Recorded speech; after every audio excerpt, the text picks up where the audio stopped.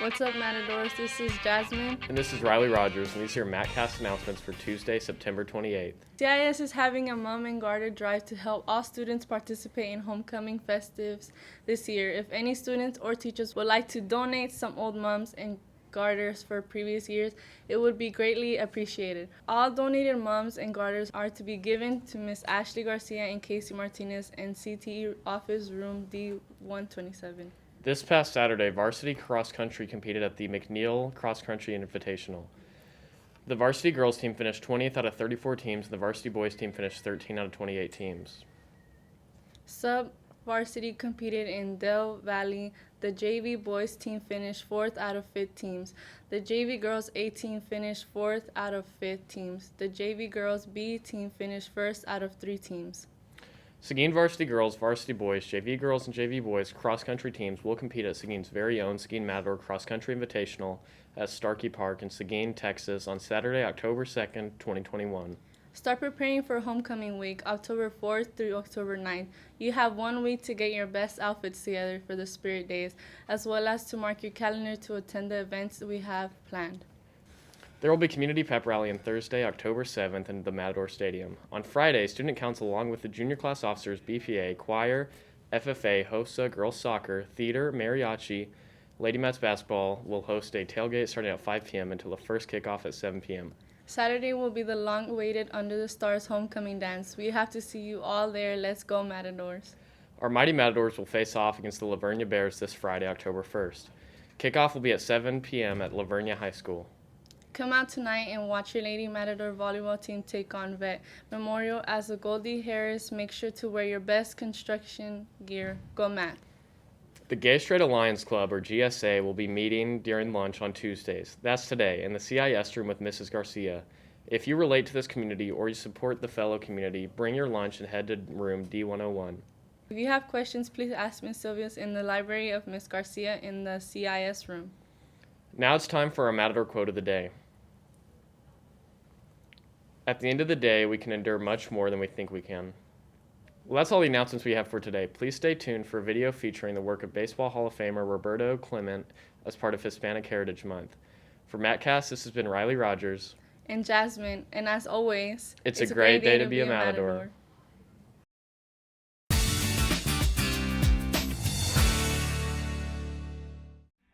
In his era, Roberto Clemente was one of the greatest players. He was unique. Clemente played in a way that none of those other great players of that era, Mays, Aaron, or Mantle, did. Baseball legend Roberto Clemente paved the way for Latinos in the major leagues.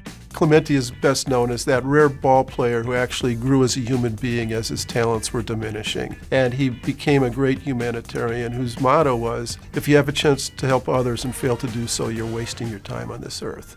Roberto Clemente was born August 18, 1934, in Carolina, Puerto Rico. In his late teens, his ability caught the eye of Major League scouts. Clemente signed with the Dodgers in 1954. They'd scouted him and thought he had enormous talent. But because of that potential, the Dodgers actually tried to hide him up in Montreal, and they would not play him. In 1955, Roberto Clemente was signed by the Pittsburgh Pirates, where he made his big league debut and where he spent the rest of his career. None of the sports writers in Pittsburgh knew any Spanish. They would quote Clemente in broken English, pidgin English. If he said, I got a hit, they'd say, I got heat, H-E-E-T. That's how they'd spell it in the newspaper. He was an incredibly proud man, and it infuriated him when they did that. Roberto Clemente comes to bat. Over the next 18 years, Roberto Clemente quietly became one of the top players in baseball, winning 12 Gold Glove Awards, 4 batting titles, and leading the Pirates to 2 World Series championships. Roberto Clemente had a gun for a right arm. This guy played right field, and if you even thought about taking an extra base on a hit out to right field, you better think again, because he could gun you down at second base, third base, or at home. Clemente was the National League MVP in 1966 and played in 15 All-Star games. End the game and the series with victory for the Pirates. In his last regular season game of 1972, Roberto Clemente became the 11th player of all time and the first Latino in history to reach 3,000 hits. For Roberto Clemente, reaching 3,000 hits allowed him to reach a milestone that Babe Ruth hadn't reached, that Lou Gehrig hadn't reached, that Mickey Mantle hadn't reached. It showed that this was an all-time great player.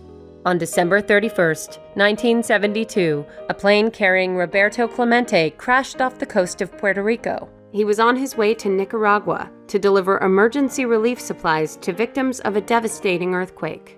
When Roberto was killed, it was just stunning. I remember my heart sinking that New Year's Eve. When such a great athlete is killed in his prime, I remember being crushed. I wasn't a Pittsburgh fan. I was just a sports fan.